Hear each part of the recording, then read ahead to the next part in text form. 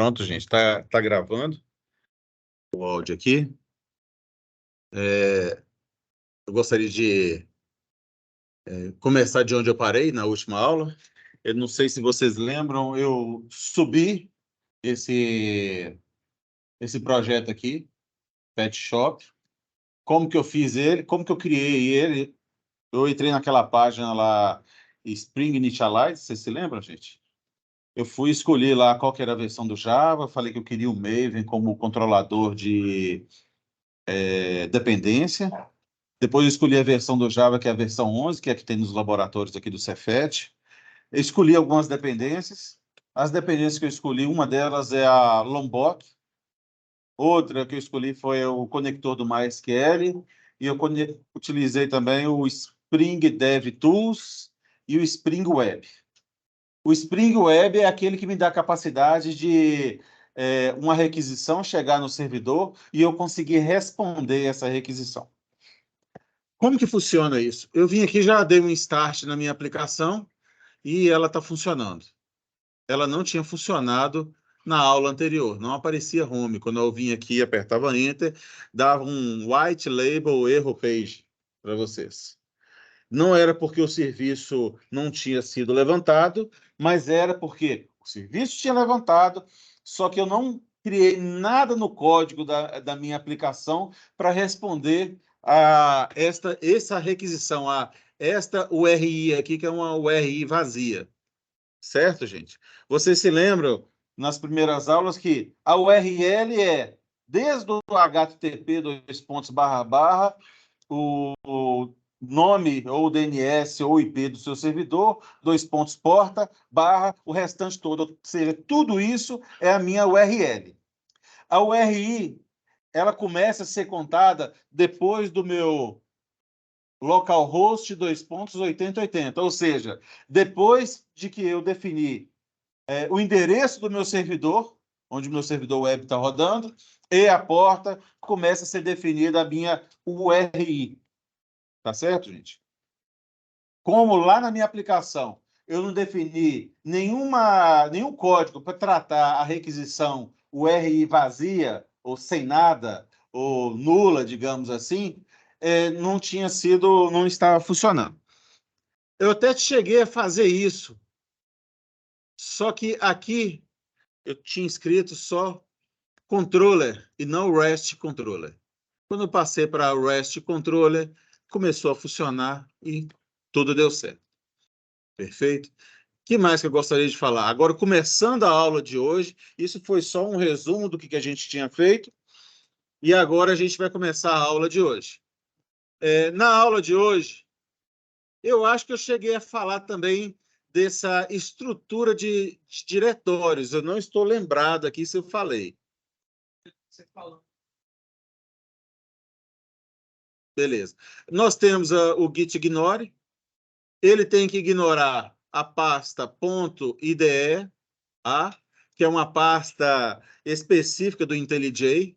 Então, ele tem que ignorar as pastas específicas das IDEs que a gente utiliza. Se eu não me engano, o NetBeans cria uma pasta chamada NBProject dentro do seu projeto.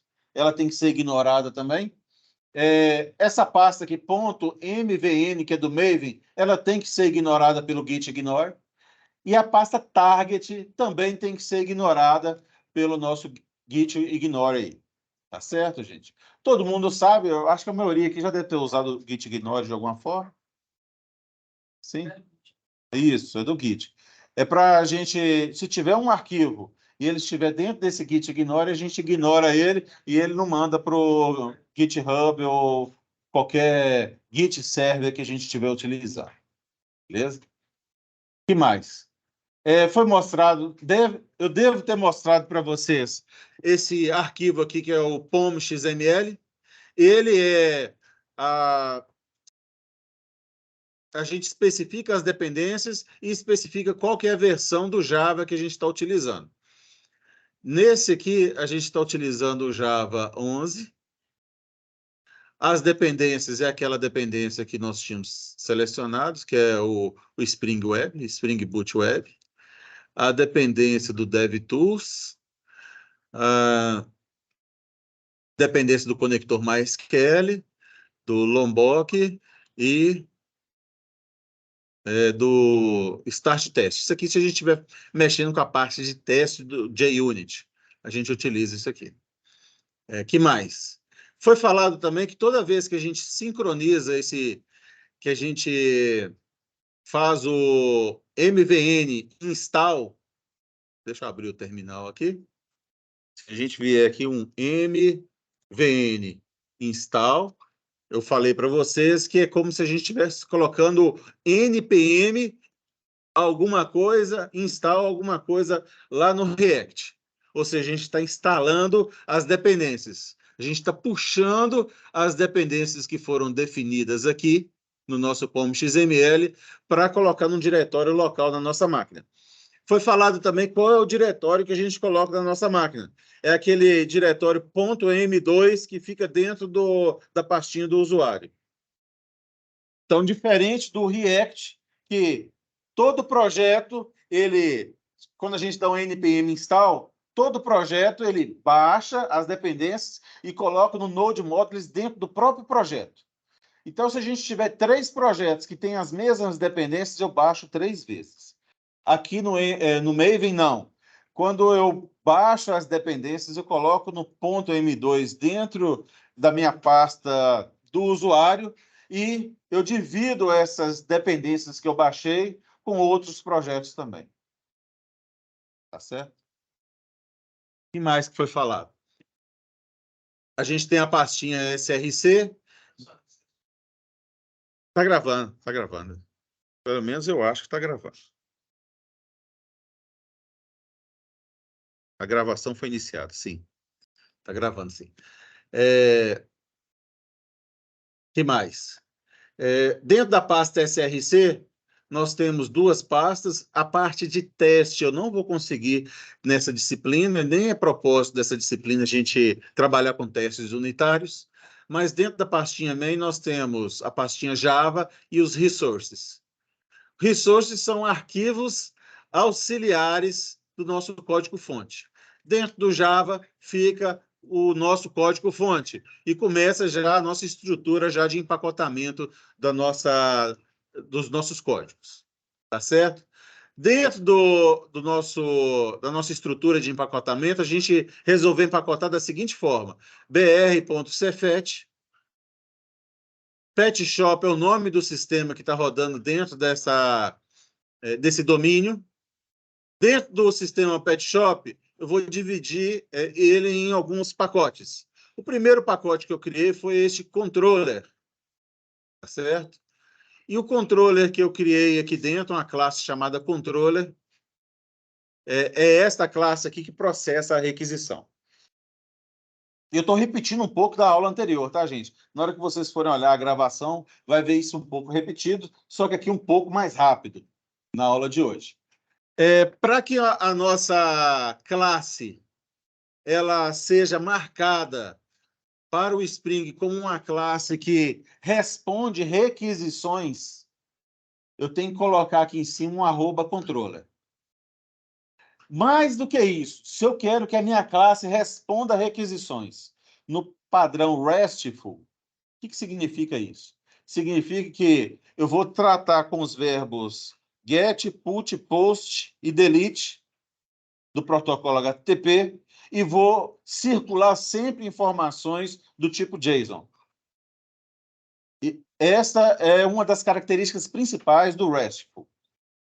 Então, para que a minha classe responda requisições do tipo RESTful, a minha classe tem que ser marcada como REST Controller. Isso já é o suficiente para falar, olha, essa classe responde requisições HTTP do tipo RESTful. Outra coisa que eu marquei na minha classe aqui foi que esse request map. O que significa isso? Significa que a minha URI, toda URI que vier vazia ou barra aqui, esse home control vai responder por ela. Ou seja, se eu vier aqui no meu navegador e colocar a minha URI como vazia ou como barra. Opa, coloquei mais coisas aqui.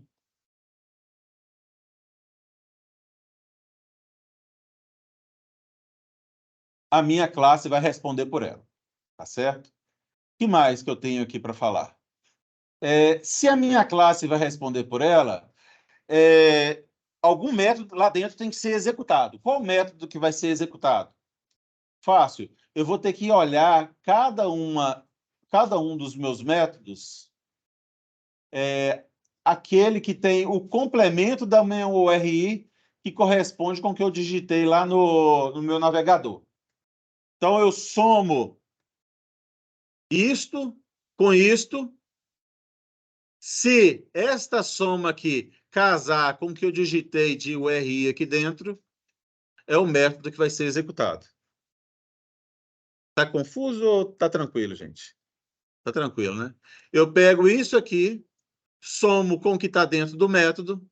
Se a minha requisição, a URI da minha requisição, casar com essa soma, é este método aqui que vai ser executado. Eu, eu coloquei para devolver uma string comum. Eu fugi do padrão RESTful, que eu deveria responder um JSON. E na minha string comum, eu coloquei para retornar o H1 home/H1. E deu esse resultado aqui. Beleza. A partir daqui, não, voltando um pouco mais, como que a requisição chegou nessa classe? Deixa eu ver se eu consigo dar um erro aqui. Eu vou fazer um throw runtime exception, new runtime exception.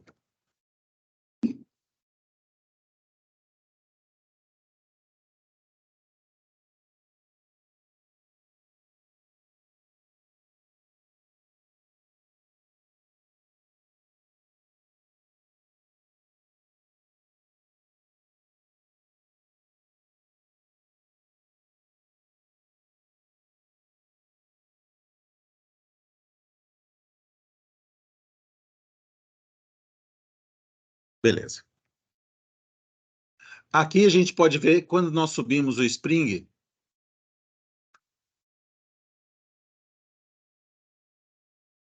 o Tomcat, que é o nosso servidor web que roda código Java, ele foi startado, inicializado na porta 8080. Depois a gente vai ver como que muda essa porta aqui. Tá certo? Vou mandar essa requisição para lá, vai dar um erro. Pelo menos eu espero que dê o erro. E é isso que eu queria mostrar para vocês. O erro mostra algumas coisas para a gente. Mostra o percurso que a requisição fez dentro do meu servidor Tomcat. Então, vocês podem perceber que existe um sistema de threads dentro do Tomcat para responder às requisições. Se eu quero que eu tenha um servidor ou algo que eu subo numa porta e eu recebo várias conexões simultâneas, eu tenho que ter um sistema multithread. Eu tenho que receber uma conexão e começar a processar ela e ficar pronto para receber outra requisição. E processar essas requisições de forma paralela, aí, utilizando multithread. Então, a gente pode verificar que ele entrou no esquema aqui de tarefas multithread do Tomcat. Algumas coisas... Deixa eu dar um zoom aqui. Esse Coyote e esse Catalina faz parte do Tomcat. O Tomcat, em algum momento, ele passou o processamento para o Spring Framework. O Spring Framework, ele procura, dentro das minhas classes, qual é a classe que deve ser executada. Deixa eu ver se eu consigo achar aqui. Spring, Apache, Spring...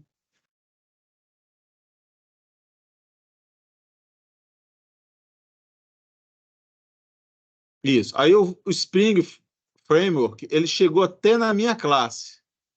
Ele identificou que deve ser executado o home controller e o método home. Como que ele identificou isso? Simples. Na hora que o meu Spring está sendo inicializado aqui, eu vou dar um stop start.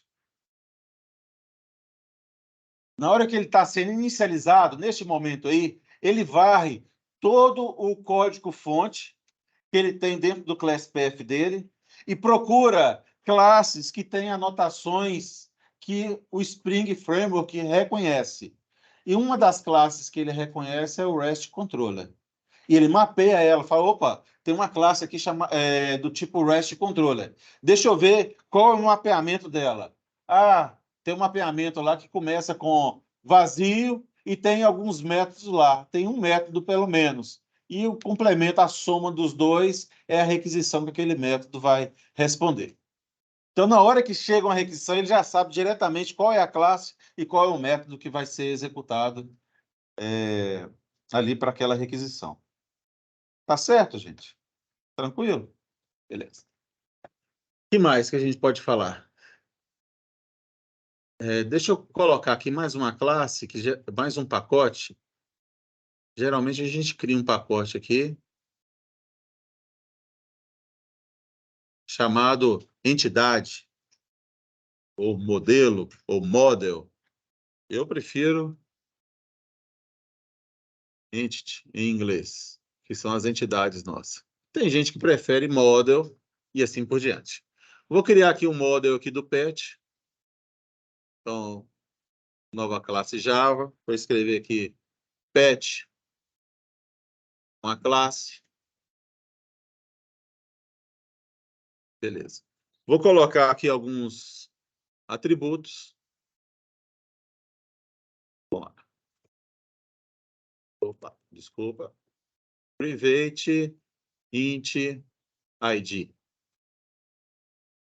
Private, string, nome. Private, string, dom. Beleza. Quando a gente chega aqui, a gente cria os métodos get e set. Não é isso que a gente faz? E quando a gente muda os atributos? Aí a gente tem que ficar alterando os métodos get e set. Vocês já passaram por isso? Já, né? A gente baixou uma dependência, a gente colocou uma dependência lá chamada Lombok. Se eu fizer isso aqui, @getters do Lombok, tá vendo? O código dele não está aparecendo os getters, mas o ponto .class gerado tem o get lá dentro. Tá certo, gente? Como que a gente pode ver isso? Deixa eu ver se eu consigo exibir a estrutura. Não, a estrutura está aqui. Estrutura. Então, vocês podem perceber que quando eu coloquei o getter, ele já criou já o get ID, get nome e get dono para mim. Se eu alterar esse nome aqui para nome do pet e o nome do dono, automaticamente já vai alterar para mim os gets. Já ajuda bastante. Para o setter é a mesma coisa, @setter. Olha lá, já apareceu os métodos do tipo set aqui. O que mais que eu posso fazer? Posso fazer o toString. Então, ele já cria para mim o toString com todos os atributos. Não, esse arroba aí é para utilizar um negócio definido no Java chamado annotation, anotação. E essa anotação ela pode ser usada para um processamento posterior. Além do seu código, o seu código ele pode ser reprocessado de alguma forma, através da anotação. Começou a surgir isso no Java 1.5, se eu não me engano. Eu não estou bem certo, não, mas eu acho que foi. No 1.5. Eu consigo, via programação, definir novas anotações que fazem outras coisas. Eu posso definir coisas interessantes. Eu posso definir novas anotações. Então, o toString aqui, ele criou para mim um método chamado toString. Está aqui, com todos os atributos. Além do toString, eu posso colocar também hash, se eu não me engano. Não, não é hash, não. Ah, lembrei aqui. No args constructor. Ele vai criar para mim um construtor sem argumento. E eu posso colocar também o ao args constructor. Ele vai criar para mim um construtor com todos os argumentos. Isso aqui ele pode ser substituído por um arroba data do Lombok. Aqui já tem o getter, o setter, e tem o hash também, se eu não me engano. Ele criou lá, hash code. Que mais? Eu acho que é isso. Tem um negócio interessante também chamado Builder. Vocês já viram um padrão de desenvolvimento chamado Builder? Não? É assim. Alguma pessoa mostrou isso, PC1 e PC2, que era uma, eu lembro que acho que era alguma alternativa ao construtor de uma classe. Isso mesmo. É uma alternativa ao construtor. Imagine que eu queira fazer isso aqui. Ó. Uma variável A do tipo aluno recebe 1000 aluno. Só que na hora que eu instancio o new aluno, ao invés de eu passar aqui os atributos do meu construtor, depois eu posso fazer assim, ó, id, eu não uso 7 nesse padrão builder, não. id recebe o valor 3. Ponto, nome, recebe o valor Arthur.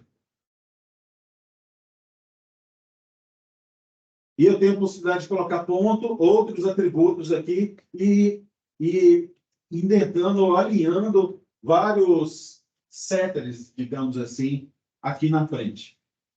Então, eu não preciso definir todos os atributos. Aqui não, quando eu uso um construtor, se eu quero 3 atributos somente para aquele construtor, eu coloco 3 valores. Aí eu tenho que criar um construtor lá na minha classe.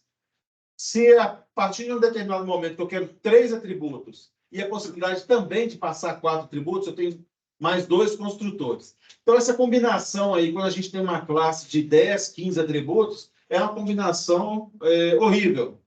E nem sempre a gente quer definir todos os valores aqui. A gente quer definir parte dos valores no construtor. Então, a gente usa um construtor vazio e usa esse padrão builder aqui para especificar os valores dos atributos.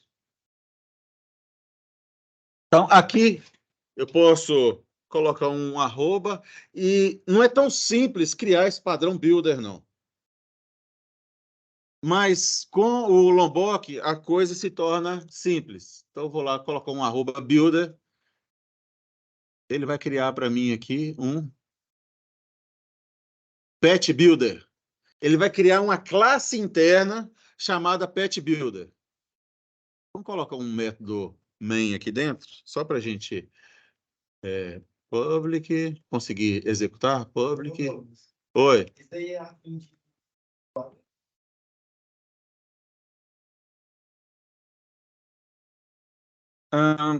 Não chega a ser um encapsulamento, não. O encapsulamento está mais no uso do private, do protected e do public.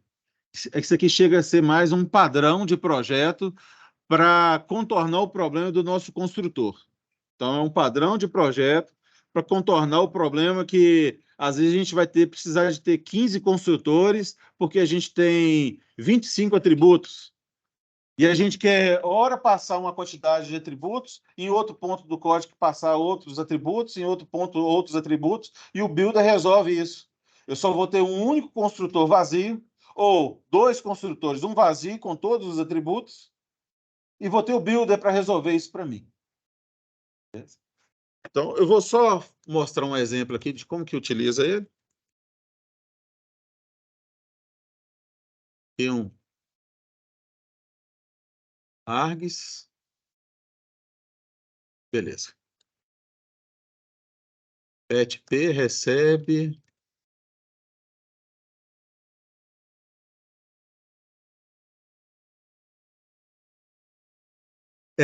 Essa biblioteca, ou esse framework chamado Lombok, ele já está muito consagrado no mercado de trabalho.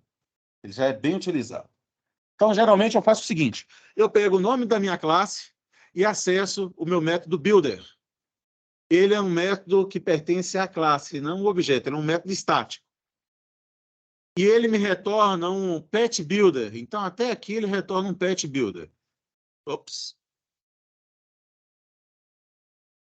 O que esse Pet Builder ele faz? Se eu chamar o meu Pet Builder .build, ele me retorna um pet. Depois desse ponto aqui, eu consigo fazer assim, ó, ponto ID, sei lá, 3.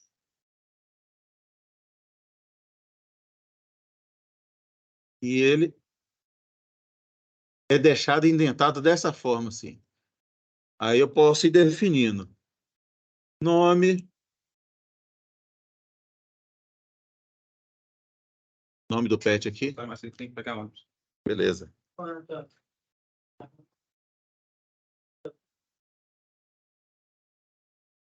Ali eu não tenho tanto nome. Maravilha mesmo, não já comprar, mas. Pode ir lá. Então, gente, para resolver o problema de ter vários N construtores, com o Lombok a gente consegue criar 2 construtores, um vazio e um outro construtor com todos os atributos. Se eu quiser, nem preciso dele. E eu consigo usar o padrão Builder, colocando aquele @builder lá em cima, para fazer algo do tipo aí que está definido entre a linha 16 e a linha 20. Então, eu chamo a minha classe, o método Builder, para criar um construtor de pets. Eu defino quais os atributos ou os valores dos atributos e depois eu dou um ponto build e ele cria para mim um pet com aqueles valores. Certo? Eu já adianto para vocês que o código gerado aí atrás, ele é chatinho, principalmente quando a gente precisa repetir ele em classes diferentes. Então, isso aí resolve bastante. O Lombok, nesse caso, resolve bastante para a gente. Poderia até chamar o toString dele aqui. O build é do Lombok? Esse @build aqui é do Lombok. @builder.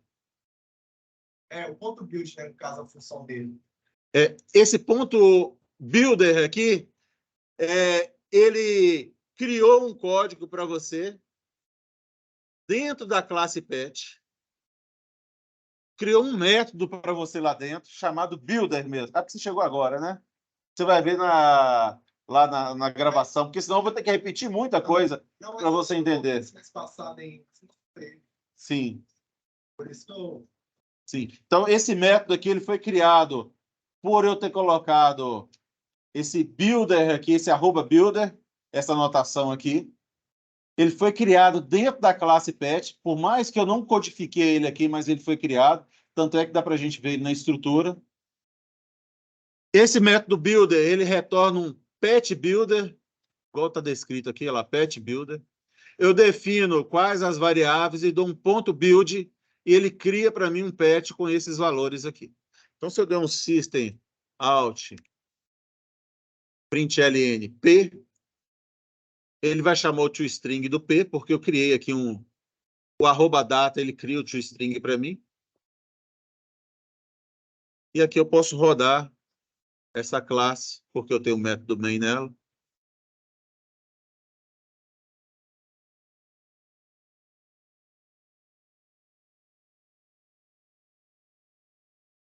E ele imprimiu o pet direitinho aí, de acordo com o toString que a gente definiu, utilizando o Lombok, nesse @data aqui. Perfeito, gente? Então, sobre o Lombok, o que eu tinha para dizer era isso. Mais o quê? Voltando aqui para o nosso projeto. Então, eu já defini o pet, eu posso definir o serviço.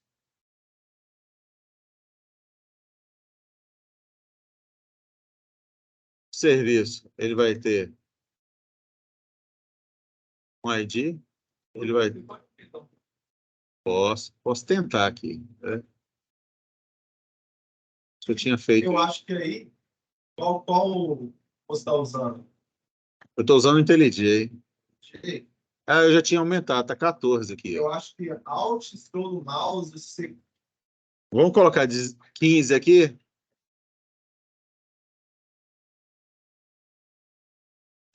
Ctrl.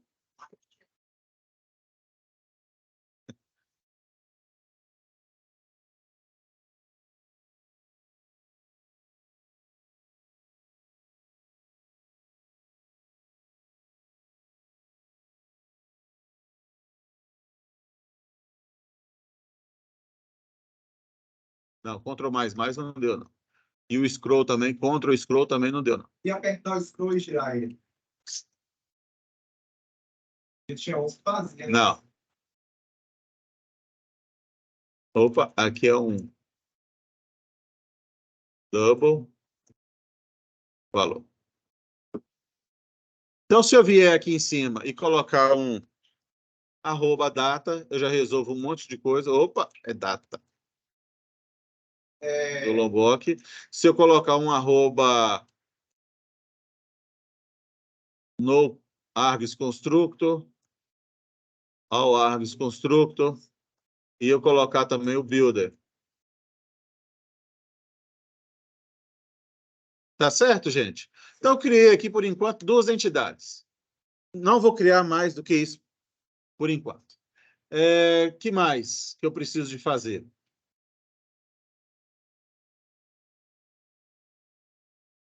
Eu vou criar um outro pacote aqui dentro do Pet Shop chamado Service. Douglas, Ctrl, fecha com Shift. É que eu pesquisei. Ctrl. Fecha com Shift. Tá aqui, ó.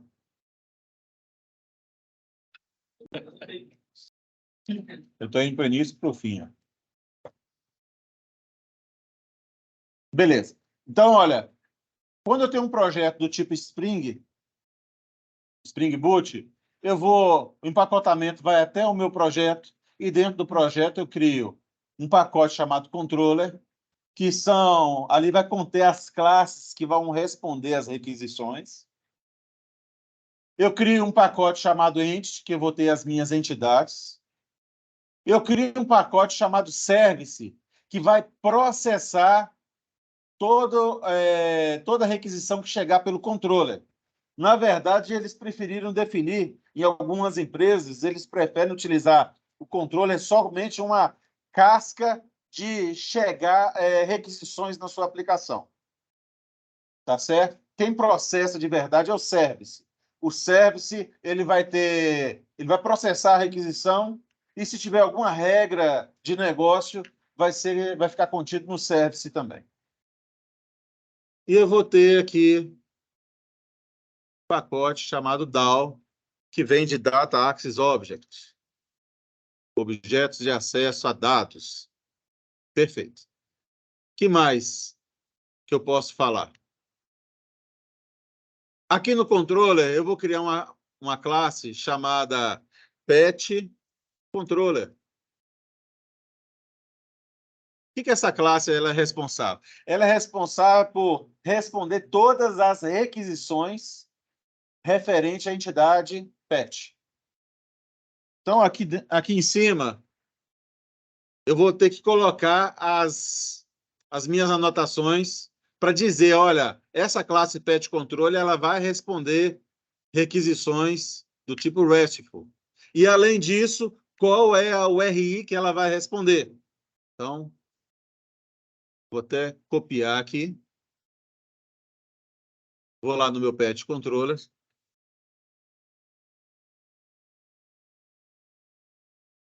Qual vai ser a URI que ela vai responder? Ela vai responder por API V1 PET. Aqui embaixo eu vou ter meus métodos. Então, eu vou ter um método public. Vamos pensar aí num de inserir.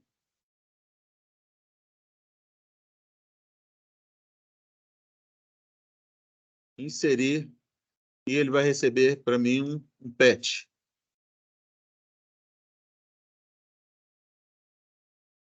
Tá certo, olha lá, a classe pet vem desse empacotamento, vem lá do Entity, dentro de Pet Shop. Beleza. Então, para eu inserir, eu preciso colocar aqui um arroba postmap. Tipo, eu falei com vocês que eu vou usar 4 verbos do HTTP, do protocolo HTTP, que é o get, quando eu quero obter informações da minha API, o post, quando eu quero inserir informações dentro da minha API, o put, quando eu quero alterar informações, e o delete, quando eu quero excluir. Então, se eu quero inserir, seria um post map. O que esse post map faz?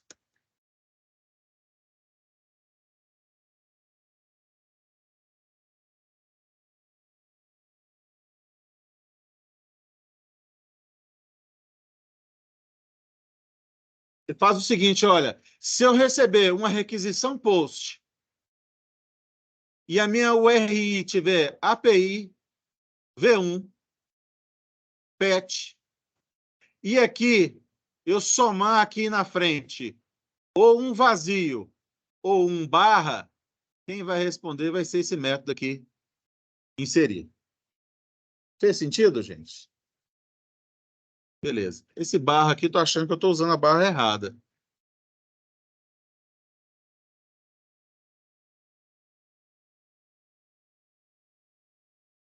Não, a barra tá certa. É essa barra mesmo. É essa aqui.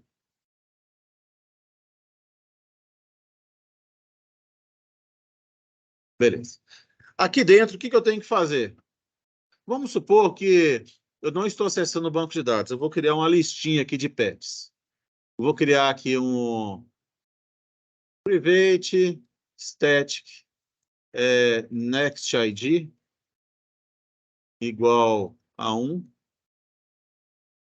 Faltou eu falar que é inteiro. E um private static. Se eu não me engano, neste caso aqui, nem precisa ser estático, não. Porque toda vez que eu for responder a minha requisição, vai ser sempre o mesmo componente, vai ser sempre a mesma instância de pet controller. É uma coisa a ser testada, mas se eu não me engano, vai ser sempre o mesmo. Vou deixar estático por enquanto. Vou criar um vetorzinho aqui de pet, ou uma lista. Então, array list, só list, né? Vou usar a interface aqui, pet list.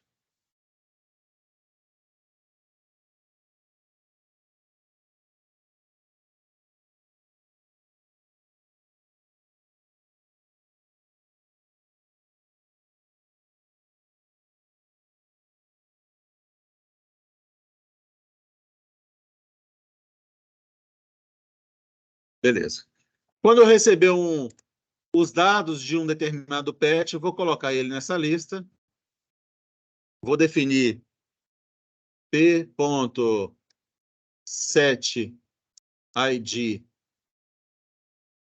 nextID. O meu nextID vai ter um mais aqui. Eu vou pegar o meu pet list e vou adicionar ele lá. E vou dar um return p. Tá certo, gente?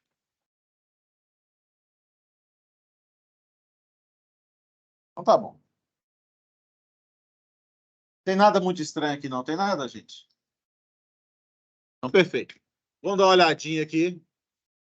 Como que a gente pode fazer a requisição? Eu vou usar o Postman.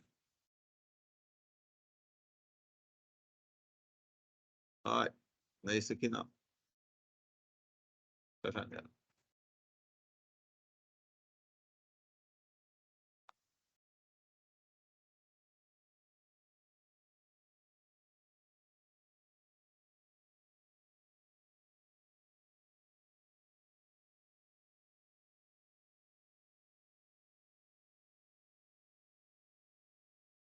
puxar o Postman para cá, para vocês verem ele. Vou criar uma nova coleção.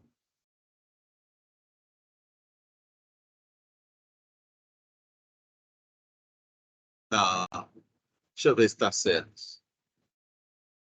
Vou chamar ela de Pet Shop 2. Vou adicionar uma requisição aqui. Vai ser do tipo post. Se eu colocar get, não funciona. Eu coloquei um post map no método. Aí eu vou colocar http, dois pontos, barra, barra, localhost, dois pontos, 8080, barra, API, barra, V1, barra, pet. É isso aqui. Eu posso colocar barra ou deixar vazio do jeito que a gente projetou lá.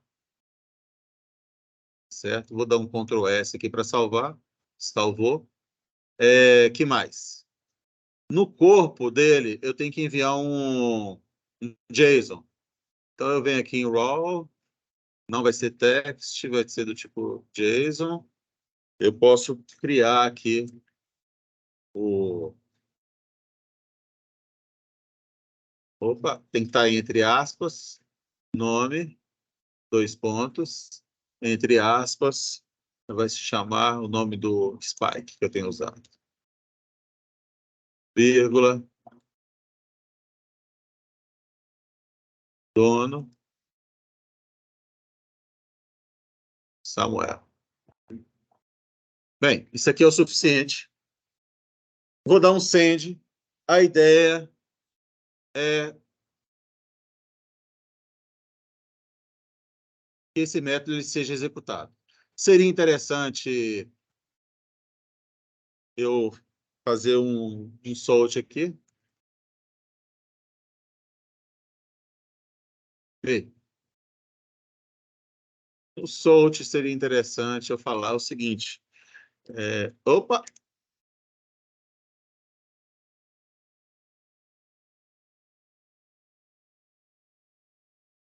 Pet inserido com sucesso.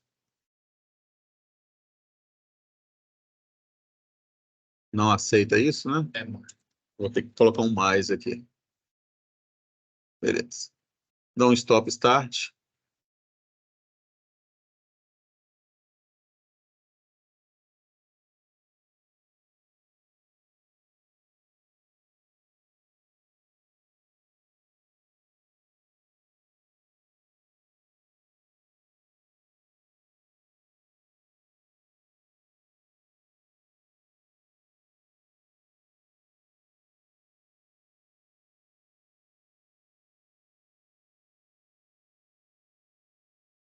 Vou colocar aqui a bateria para carregar.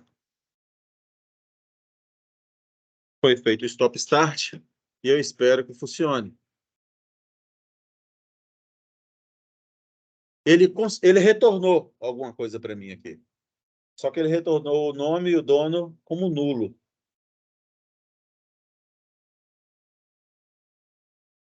Mas ele processou. Chegou a requisição lá. E ele escreveu pet inserido com sucesso. E qual que era o pet? O nome e o dono estavam como nulo.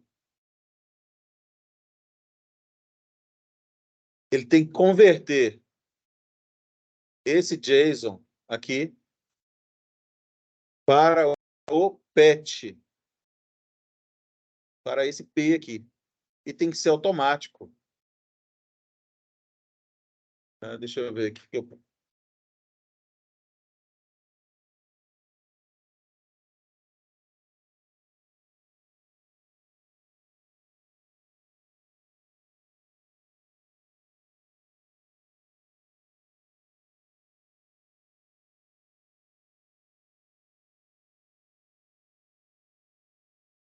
Deixa eu ver o que eu fiz de errado aqui.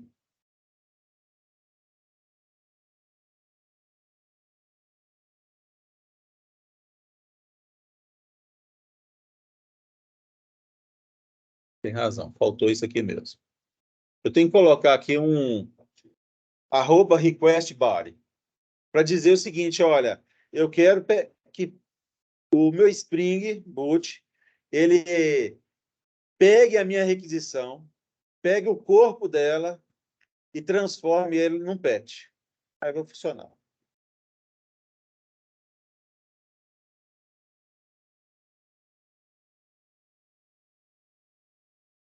Subindo novamente.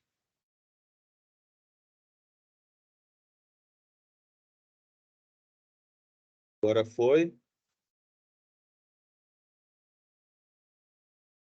E está lá, patch inserido com sucesso. O que mais que eu posso fazer aqui? Vamos fazer os gets, né? Public, retornar um patch.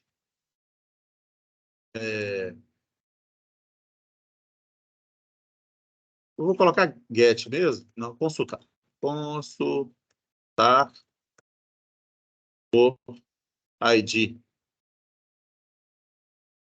Beleza.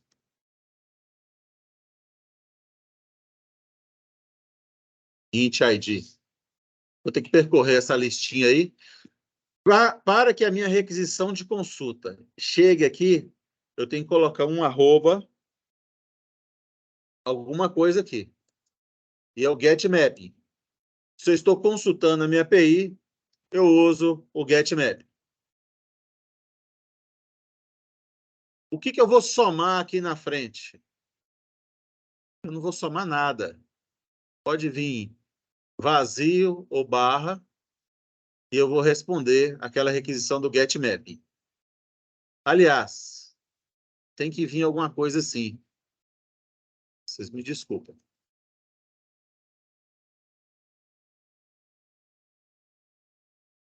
Não é assim, não. É assim.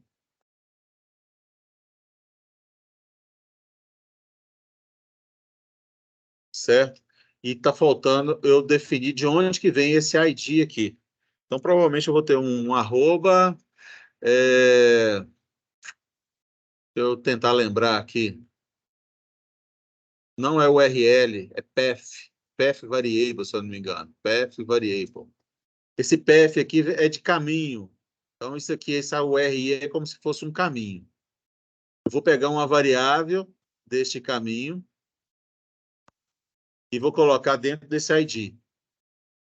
Esse ID tem que bater com esse ID aqui. Se não bater, eu tenho que colocar o nome desse ID aqui dentro. Se eu não me engano, eu faço assim, ó, e resolve esse problema. Se eu tiver uma variável aqui, diferente desta, eu especifico qual que é a variável que está no meu path que eu quero colocar aqui. Quando bate tudo certinho, é opcional, se eu não me engano. Vamos tentar aí resolver isso. Que mais? Eu tenho que fazer um for aqui na minha lista, né?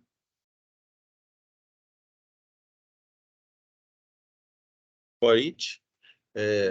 Vai ser o pet, variável P. Opa, é diferente.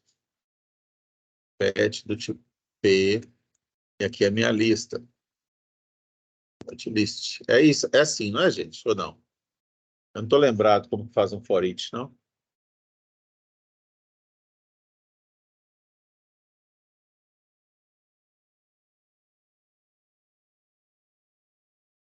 Tem alguma coisa errada aqui no meu for each.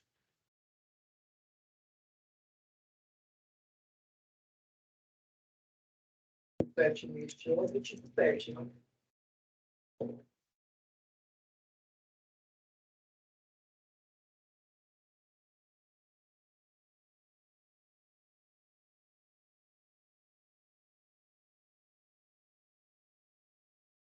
Passa o mouse em cima e aí fala. Também.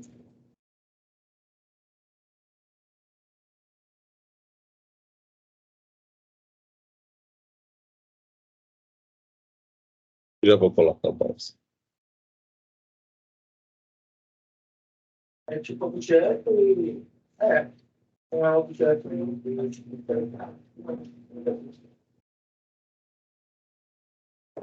assim mesmo. Vou resolver aqui agora.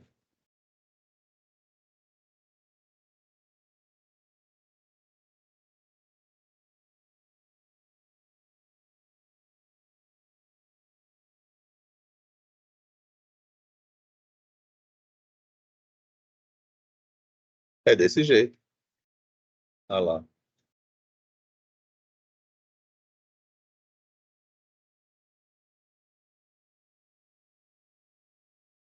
Tá certo.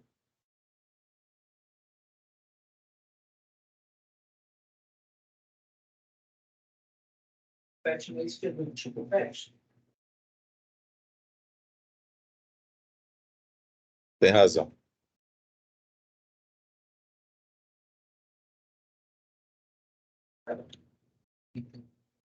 Pronto, tudo faz certo, funciona.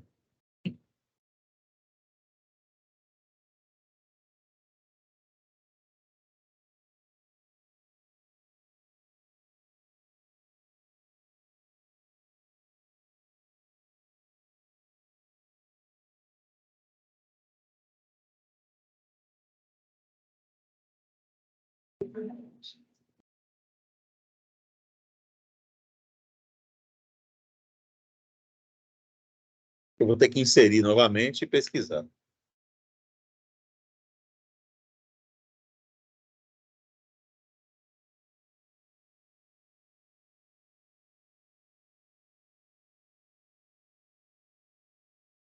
Beleza. Vamos fazer o nosso post de inserção.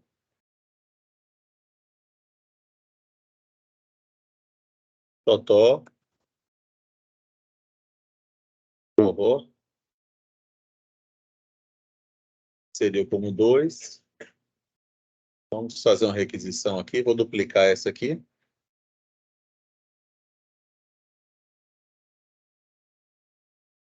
Essa aqui. Vou editar. Ela vai se chamar consultar por ID. Então, se eu colocar aqui um aqui, mudar isso aqui para get, porque se é consulta é get.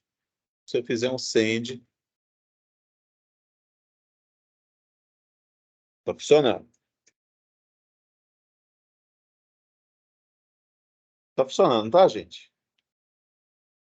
Beleza. Consultar todos, mais simples.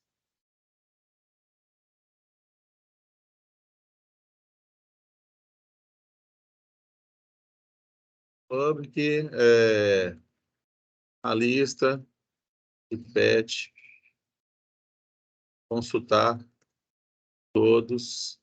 Não preciso de passar nada como parâmetro, receber nada. Eu vou ter um get map. Aqui sim, no get map,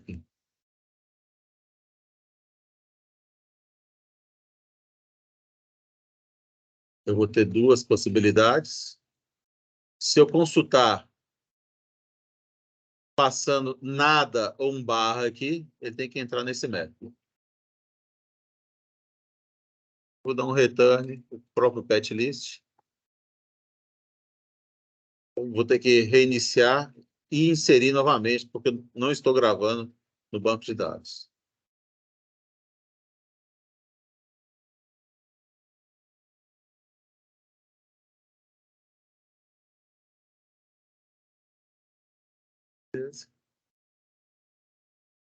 Essa aqui é a minha requisição. Eu vou inserir o Totó 1 e Vovó 1.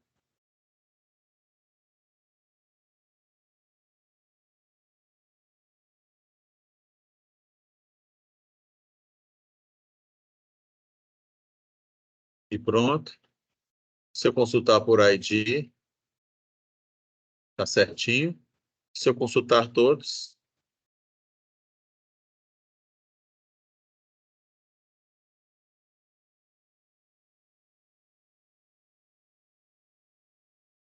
para consultar todos, é isso aqui, com barra ou sem barra.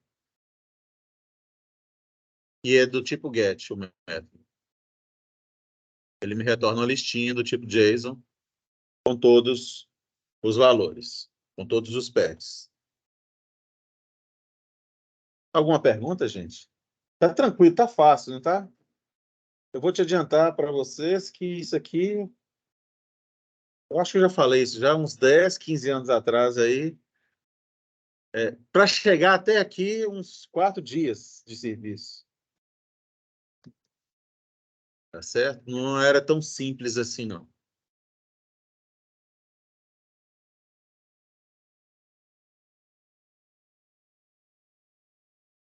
que mais? Eu poderia fazer o put e o delete. Vou fazer aqui. A aula iria até às 7h40. Dá para ir mais um pouquinho.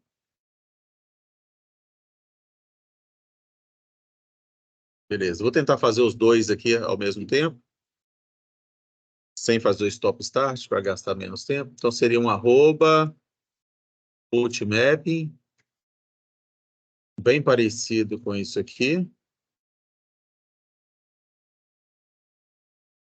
Só que aqui é um alterar.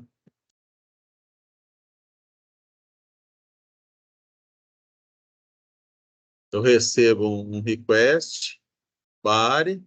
O que eu recebi como corpo da minha requisição HTTP, eu vou tentar converter para o PET.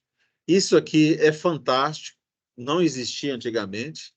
A conversão era feita toda na raça, na unha mesmo, no código. Então, o Spring Framework faz isso para a gente. Eu vou ter que fazer uma busca.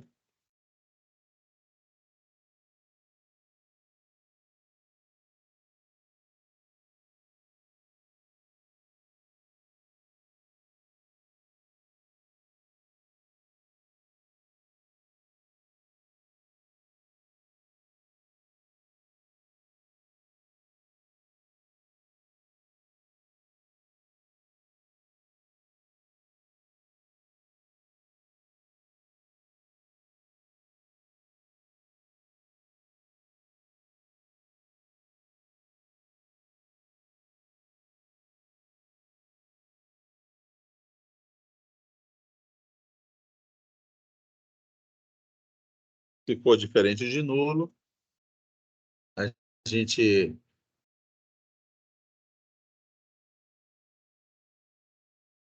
Eu consigo pegar a lista e substituir um elemento sem dar um add, sem adicionar.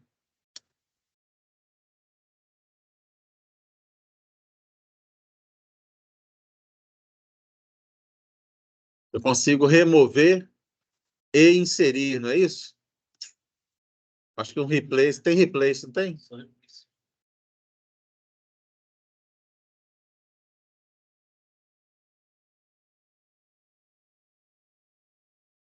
Vou ter que remover e inserir.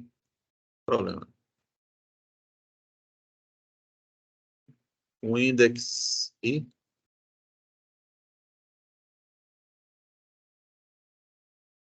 É isso? Pet list. Add. P.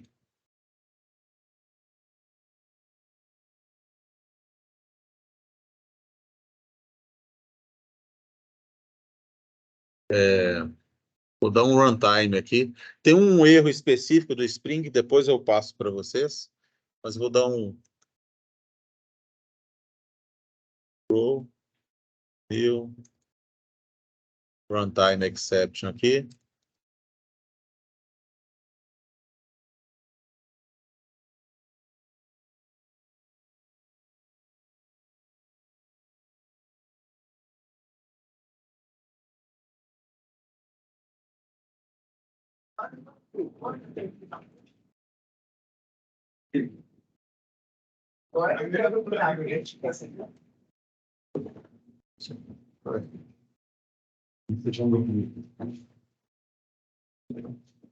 O professor não tem que ver a briga.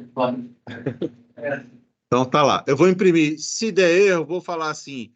Vou imprimir o PET, vou falar assim, PET não existente para ser alterado. Alteração, melhor dizer assim, alteração com erro.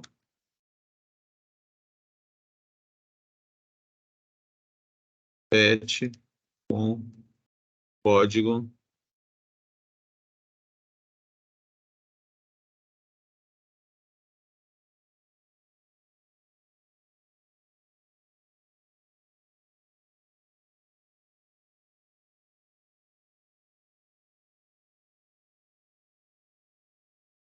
Existe. Opa! Tudo errado aqui. Tá certo? Tá.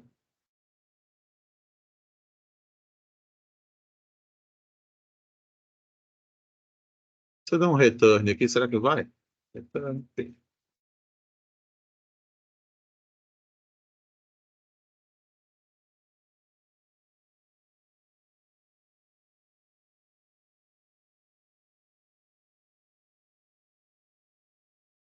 Beleza. Além de alterar, eu vou passar o delete. O delete tem que ser uma cópia aqui do nosso consultar.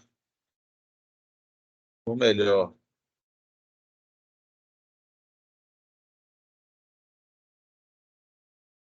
posso alterar.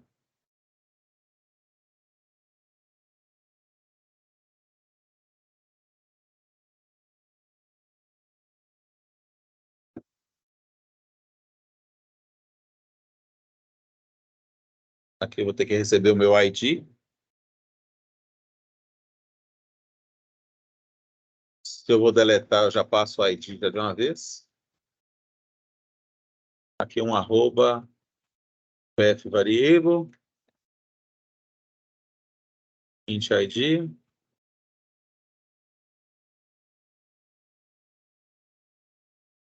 um arroba delete, map, não vai ter essa opção aqui.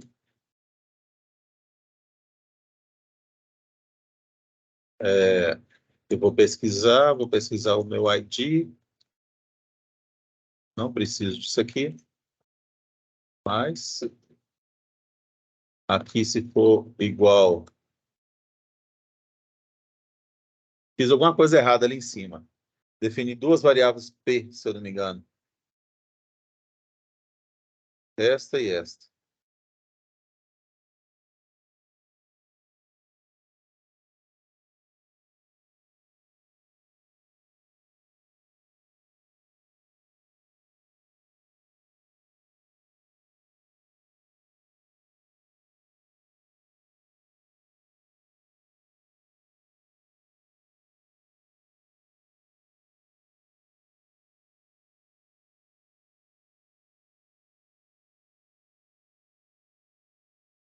Eu não gosto de usar instância para remover de lista, não. Isso já aconteceu, alguns erros anteriormente. Eu gosto de usar mais o inteiro mesmo. Vou voltar com esse i aqui, com esse int aqui. Ou eu faço um for normal, inteirando. Tá com esse i aqui.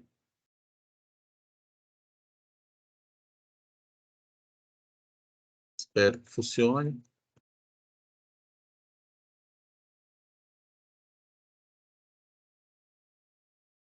Esse mais tem que estar no início. Ah, não, começa do zero mesmo, nosso inteiro.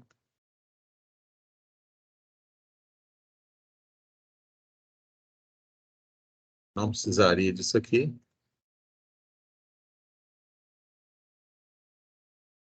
Ou eu preciso?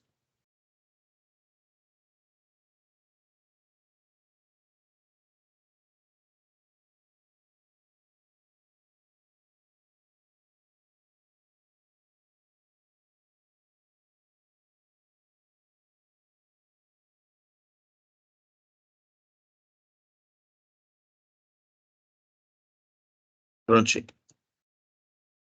Tá, acho que vai dar certo. Tem algum erro aqui?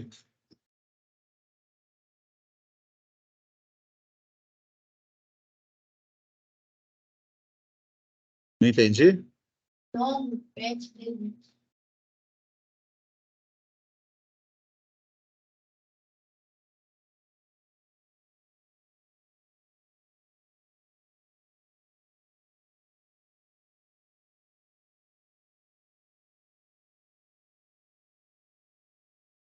Só um pouquinho.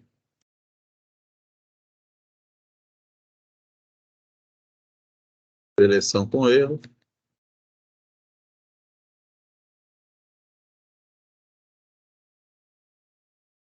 Ah, é. Em vez de se alterar, Deletar. Tem mais algum erro aqui? Tem não, né? Tem não. Finalizando.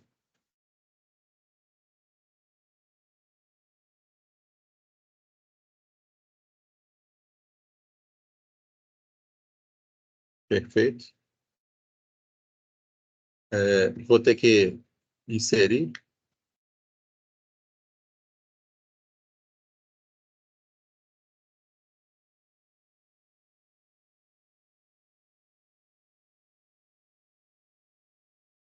A inserção está ocorrendo com sucesso. A gente já tinha testado.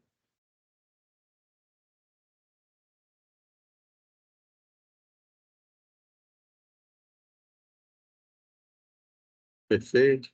Consultar por ID está vindo certinho. Consultar todos também. Vamos fazer a exclusão. Vou duplicar este aqui.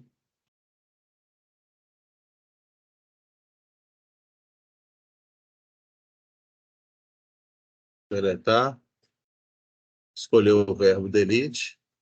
Eu vou deletar o 2, que está no meio lá dos 3 objetos. Não preciso passar nenhum corpo. Parece que deletou corretamente. Vamos consultar todos. Deletou direitinho. Opa!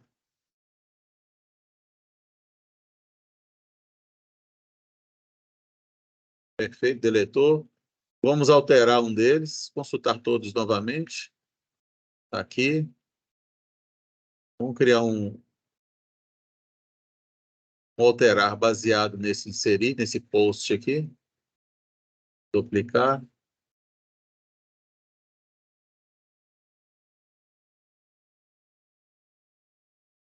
Alterar. O alterar é o put. A gente não passa nenhum parâmetro aqui na frente, a gente passa um corpo. No corpo, a gente tem que mandar o ID do que a gente quer alterar. ID. Vou passar o ID 3. Eu quero alterar o Totó 3 para 3.1 e vovó 3.1. Vamos consultar todos para ver se alterou mesmo. E beleza, sucesso. CRUD pronto na nossa API, tá certo? Usando em memória. Então, o que a gente vai fazer na próxima aula? Eu posso ir adiando esse trabalho, eu estou querendo concluir isso aqui, tá certo, gente? Então, na próxima aula, o que eu quero fazer? Eu quero ensinar você a usar um ORM, que vem de um mapeamento entre o relacional e o objeto. Quem aqui já usou ORM já? Não? Ninguém usou ainda, não? Então, para utilizar, o mais comum no mercado, ele se chama JPA mais HTML.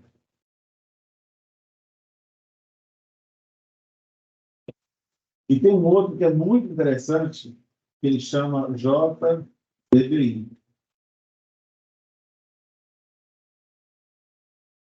Esse JPA Hybrid é ele que cria aquelas tabelas sozinho para vocês. Vocês lembram que eu falei assim, olha, eu quero que vocês, para vocês rodarem o back-end, vocês criem um banco de dados chamado PetShop, um esquema chamado PetShop. Vai lá naquele ponto BAT do back-end, altera lá o usuário, a senha e a URL de conexão com o banco de dados. Na hora que vocês subiam a API, ele se conectava e já criava todas as tabelas. Quem faz isso é o JPA mais Hybrid. Esse aqui não faz isso. Ele não atualiza as tabelas. Só que esse aqui tem um probleminha. JPA mais Hybrid. que é o mais usado no mercado.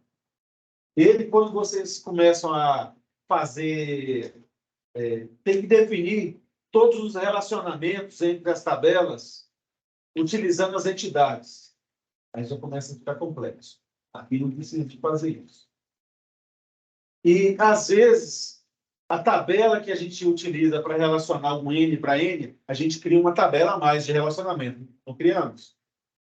Essa tabela de relacionamento, às vezes, a gente quer colocar mais informações ali dentro. Uma tabela de relacionamento.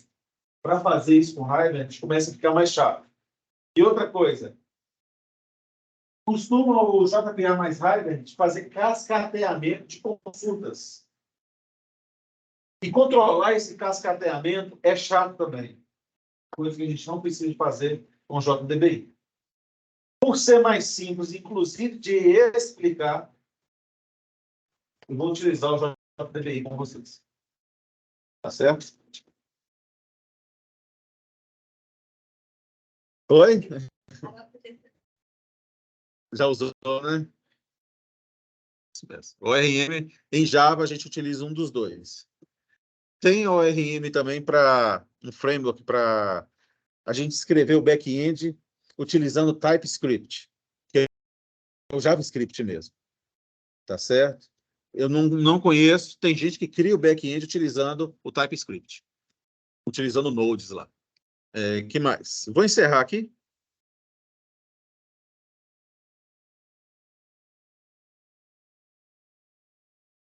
Oi?